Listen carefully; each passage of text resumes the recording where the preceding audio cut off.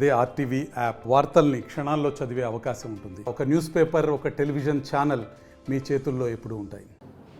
ఈ రాష్ట్రంలో శాసనసభ ఎన్నికల్లో ప్రజలు కాంగ్రెస్ పార్టీకి అధికారం ఇవ్వటం జరిగింది. అధికారం ఇచ్చి కూడా 60 రోజులు అయిపోయింది. ఈ 60 రోజుల కాలంలో ప్రజలు ఏదైతే కోరుకున్నారో, ప్రజలు ఏదైతే ఆశించారో, ప్రజల ఆశలకు అనుగుణంగా కాకుండా కాంగ్రెస్ పార్టీ ఎన్నికల సందర్భంలో ఏదైతే వాగ్దానాలు చేసిందో, బీఆర్ఎస్ ప్రభుత్వం కంటే మేము మెరుగైన పరిపాలన అందిస్తామని చెప్పి అనేక రకాల హామీలు, వాగ్దానాలు ఇచ్చి అధికారంలోకి వచ్చిన కాంగ్రెస్ పార్టీ 60 రోజులైనా ఇంకా కుదుట పడకుండా రోజుకొక మాట, ఇచ్చిన వాగ్దానాల మీద మాటల్ని దాటేసుకుంటూ పోయేటువంటి కాలయాపన చేసేటువంటి ప్రయత్నం కాంగ్రెస్ ప్రభుత్వం చేస్తుంది.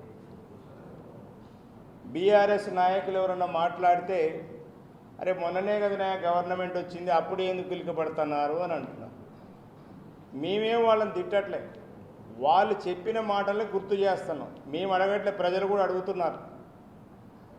అనేక ఉదాహరణలు చెప్పుకోవచ్చు. మేమేం అనలేదు కదా.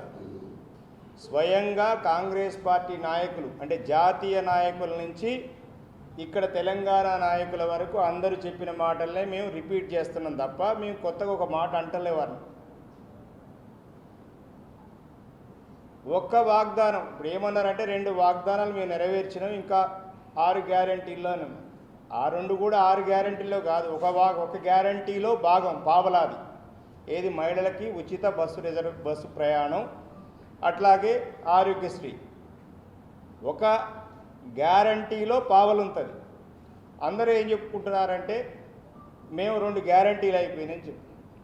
కానీ ప్రజలు కూడా అర్థం చేసుకుంటున్నారు. స్వయంగా మేము చెప్పడం కాదు, వారి ప్రియాంక గాంధీ ఆధ్వర్యంలో యూత్ డిక్లరేషన్లో కాంగ్రెస్ పార్టీ నాయకులు ఏం చెప్పారనేటువంటిది ఇక్కడ ఉన్నటువంటి యువత అంతా కూడా గమనించాలి. వారి దానికి మీ మీడియా మిత్రులందరూ కూడా దానికి సాక్ష్యం. మేము అధికారంలోకి వస్తే నిరుద్యోగులకు నిరుద్యోగ భృతి కల్పిస్తామని వారి డిక్లరేషన్లో చెప్పారు. నేను చెప్పలే, వారు రేవంత్ రెడ్డి గారు చెప్పారు, అట్లాగే ప్రియాంక గాంధీ గారు చెప్పారు. మరి ఇవాళ డిప్యూటీ చీఫ్ మినిస్టర్గా ఉన్నటువంటి బట్టి విక్రమార్క గారు మేము ఎక్కడ అనలేదని అంటున్నారు. 500 రూపాయల సిలిండర్ ఇస్తామన్నారు. పెన్షన్ ఇప్పుడు నేనేమంటున్నానంటే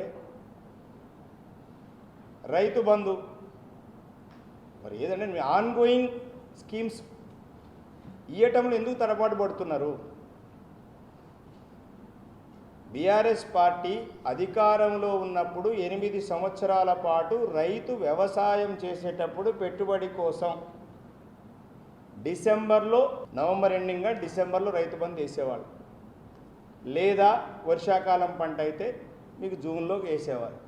ఇప్పుడు ఎన్ని రోజుల నుంచి డ్రాగ్ చేస్తున్నారు? ఇప్పుడు ఆల్మోస్ట్ 60 రోజులైన సరే, ఒక 1 మంత్ తీసేయండి. మేము కూడా వాళ్ళకి ఏమంటాం, పొలాలు కూడా ఇప్పుడు పొట్టకొచ్చేసినాయి. ఆల్రెడీ పొలం నాట్లు వేసేది కాదు, పొట్టకొచ్చినాయి చాలా చోట్ల. రైతులు ఎదురు చూస్తున్నారు. ఎన్ని ఇబ్బందులున్నా కేసీఆర్ గారు ఆ రోజు కరెక్ట్గా, ఎందుకంటే వ్యవసాయం సీజను, రైతులు ఎప్పుడు పెట్టుబడి అవసరమో దాని ప్రకారం బ్యాంకు ఖాతాల్లో ఒక వారం రోజుల వ్యవధిలో అన్నీ పడిపోయి. ఈ రోజుకి నేను చెప్పట్లే, ఒక జిల్లా పార్టీ అధ్యక్షుడిగా నేను చెప్పట్లే, ఒక బీఆర్ఎస్ నాయకుడిగా చెప్పట్లే, ఒక రైతు బిడ్డగా అడుగుతున్నా.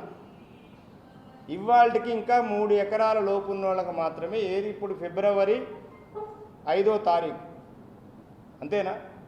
ఫిబ్రవరి 5వ తారీఖు రోజుకి ఎంతమందికి ఎన్ని ఎకరాలకి రైతు బంధు వేశారు వద్దని మేము రాగానే మీరెవరు బాధపడద్దు, ఈ 10,000 కాదు, మేము ఎకరాకు 15,000 ఇస్తామని చెప్పింది. మేమేమంటున్నామంటే మీరు 15,000 ఇవ్వనవసరం లేదు, సరే మీ వాగ్దానం తర్వాత ఇద్దరు, ఆ 10,000 ఇవ్వండి ముందు. మేము 15,000 గురించి మాట్లాడలే, ఎక్కడ కూడా 15,000 మీరు వాగ్దానం చేశారు కదా. మీ వాగ్దానం ఆన్గోయింగ్ స్కీమ్ కదా అది. కనీసం ఆ 10,000 రూపాయలు ఉన్న వాటినన్నా ఏమన్నా అది కూడా వేసారా? వేయలేదు. పెన్షన్ ఇవాళ 5వ తారీఖు జనవరి పెన్షన్ ఇచ్చిండ్రా? నాకైతే తెలియదు మరి, ఎందుకంటే నాకు తెలిసినంత వరకు అయితే పెన్షన్ ఎవరికి ఇవ్వలే. ఈ రాష్ట్రంలో రెక్కాడితే డొక్కాడని పేదవాళ్ళ కోసం కేసీఆర్ గారు అన్నమాట ప్రకారం టెన్షన్గా 2,000 రూపాయలు ప్రతి నెల ఇచ్చారు. మరి మీరు ఎందుకు మీ 4,000 గురించి మేము అడగట్లే. మీరు 4,000 ఇస్తామని చెప్పిండ్రు. ఎలక్షన్ అయిపోగానే మీరు ఎలక్షన్ టైంలో చెప్పారు, మీరు ఎవ్వరు బాధపడద్దు, అక్క చెల్లి అన్న తమ్ముడు మీకు 4,000 రూపాయలు ఇస్తాం, కేసీఆర్ ఇచ్చే 2,000 రూపాయలు సరిపోవట్లేదు ఇస్తామని చెప్పి ఇచ్చిండ్రా? దానికి సమాధానం చెప్పాం. మేమేమంటాం, 4,000 వద్దు నాయన, 4,000 గురించి మేము అడగట్లేదు, మేము ఇంతకుముందు ఇచ్చిన 2,000 ఇవ్వండి. వాళ్ళకి చాలామంది పేదవాళ్ళు ఇబ్బంది పడతారు, మందులకు డబ్బులు లేవు, హాస్పిటల్ పోవడానికి లేవు, వాళ్ళకి కనీసం పస్తులు ఉంటారు, ఆ 2,000 రూపాయలు ఏమని అడుగుతున్నాం. ఇది అడిగినామనుకో తప్పు. బీఆర్ఎస్ వాళ్ళు మా మీద ఎప్పుడు అడుగుతారు చూసిర్రా అని అంటున్నారు. నిన్ననే అడిగినా మేము దిశ మీటింగ్ జరిగితే 200 యూనిట్ల వరకు ఫ్రీ కరెంట్ ఇస్తా అన్నారు. మేమేమంటారంటే ఉన్న కరెంట్ ఇవ్వండి, మీకు ఫ్రీ కరెంట్ కాదు తర్వాత సంగతి. నిన్న భద్రాచలం వెళ్ళొచ్చాం, ఆ చర్ల వాజేడు వెంకటాపురం అయినా తిరిగి వచ్చాం. రైతులు అడుగున్నాం, రోజు 12 గంటల లోపే కరెంట్ వస్తుంది, రాత్రిపూట కరెంట్ లేదు వ్యవసాయానికి. మధ్యాహ్నం ఇచ్చినది కటింగు 6 సార్లు ఇస్తున్నారు. మేమేమన్నామంటే మీరు ఇచ్చేది ఏదైనా, మేము ఇంతకుముందు అయితే మరి కేసీఆర్ 24 గంటల కరెంట్, 24 గంటలు కాదు 14 గంటలే ఇచ్చిన అనుకోండి, మీ భాషలో 12 గంటలే ఇచ్చి, మరి అదన్నా ఇవ్వండి అని అడుగుతున్నాం మేము. వాస్తవమే కదా. కానీ ఒక తెలంగాణను తీసుకురొచ్చిన నాయకుడు ఇవాళ కేసీఆర్ గారు.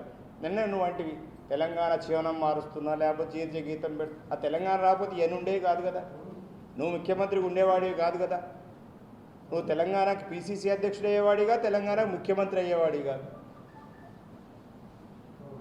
నిన్నేం మీటింగ్ చెప్తూ ఏం అబద్ధాలు. కేసీఆర్ గారు అంటే వైఎస్ రాజశేఖర రెడ్డితో చంద్రబాబు నాయుడుతో అంటకాగిండాడు. ప్రజలు అర్థం చేసుకుంటారు ఎవరితో అంటకాగిరని తయారు చేసినాం. మరి ప్రవేశపెట్టింది మీరే కదా, పార్లమెంట్లో చదువుకుంది మీరే కదా. అంటే ఎవరిని తప్పు పట్టడం కోసం ప్రజలందరినీ ఒక రాంగ్ ఇన్ఫర్మేషన్, రాంగ్ ఫీడ్బ్యాక్ ఇచ్చేసి ప్రజలందరినీ గందరగోళపరిచేటువంటి పరిస్థితికి నెడుతున్నాడు. అంటే పచ్చి అబద్ధాలు.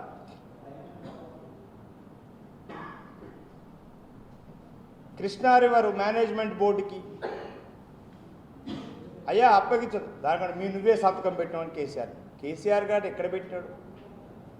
First 1 year 66% versus 34%. ఆ 1 ఇయర్ ఏదైతే ఉందో దానికోసం మాట్లాడి మేము చెప్పడం నోటి మాటలు కాదు కదా, అన్ని డాక్యుమెంట్స్ ఉన్నాయి. రేపు అసెంబ్లీలో పెడతాం మొత్తం. ఏ రోజు సంతకం పెట్టారు, ఏ రోజు ఏం అగ్రిమెంట్ అయింది, ఎంత టర్మ్కి అయింది, ఇవన్నీ ఉంటాయి. తప్పించుకోలేవారు కదా, తప్పించుకుంటారా? మేమేదో గొప్ప ఘనకార్యం చేసినాం. ఎవరు రిక్రూట్ చేసిండ్రు? 6,990 మంది ఎవరు రిక్రూట్ చేసిండ్రు? బీఆర్ఎస్